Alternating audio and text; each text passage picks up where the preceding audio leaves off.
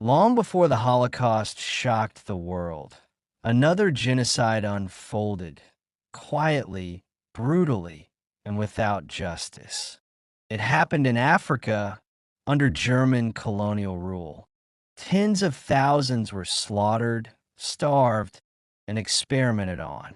But this tragedy is rarely taught in schools, barely remembered in textbooks, and almost erased from global memory.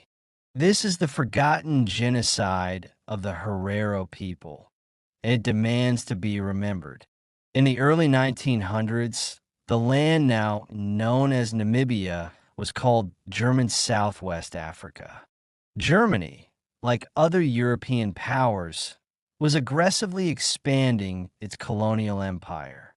But colonization didn't just mean new borders, it meant taking land, seizing livestock, enslaving labor, and crushing resistance. The Herero, a pastoral people who lived in central Namibia, tried to resist German domination. They watched as their cattle were taken, their land seized, and their freedoms stripped away. Tensions escalated until, in 1904, the Herero revolted, attacking German settlers and military outposts in defense of their homeland. Germany responded with a horrifying plan for extermination. General Lothar von Trotha was sent to crush the rebellion. What he did instead was declare total war on the Herero population. In his infamous extermination order, he wrote, "Every Herero, with or without a gun, with or without cattle, will be shot. I do not take in women or children." The Herero were driven into the Omahik Desert, surrounded and cut off from water sources. German troops poisoned wells and patrolled escape routes. Thousands died of thirst, starvation, and exposure. The death toll was staggering. Out of 80,000 Herero people, nearly 65,000 were killed, over 80% of their population. But the horror didn't end there.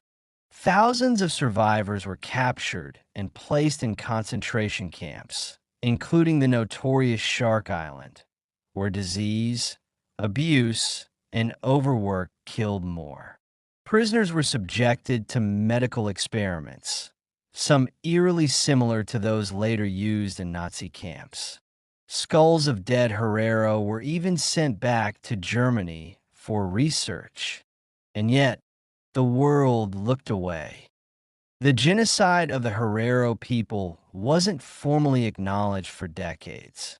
Germany moved on, history moved on, and the Herero were left with nothing but trauma and silence. Only in 2004, a full century later, did the German government formally acknowledge what happened as genocide.